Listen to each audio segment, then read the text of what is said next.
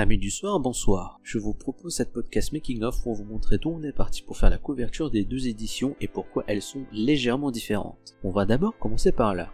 Comme vous pouvez le voir, ici c'est le fichier de base pour la couverture de l'édition reliée. Et maintenant, celui de l'édition brochée. Absolument pas les mêmes normes demandées. Premièrement, ce qu'il faut retenir, c'est qu'il ne faut occuper que l'espace blanc. Tout ce qui est en dehors peut être perdu, buggé, ce que vous voulez.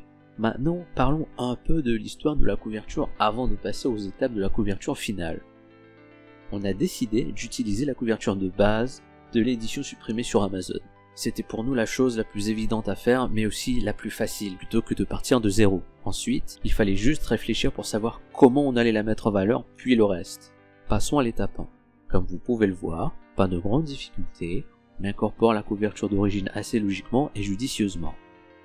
Étape 2, qui se fait en réalité en 3 étapes. En dessous de la couverture d'origine, on place version Scorpion démoniaque, à l'endroit de la reliure, le nom de l'auteur et le titre du livre. Et c'est là que j'ai décidé de me simplifier la tâche pour la 4e de couverture. J'étais parti pour faire comme d'habitude, un synopsis bien traditionnel et tout, sauf que je me suis souvenu d'une chose, ce livre est tout sauf traditionnel. J'ai alors eu l'idée du fameux slogan qui a séduit tous les bêta-testeurs. Car oui, tout a été soumis aux bêta-testeurs. Les brouillons du roman, pas la version finale pour mieux garder les surprises pour ceux qui se procureront le livre, les couvertures ou encore les musiques sur YouTube. Enfin, l'étape finale, il fallait choisir une couleur de fond.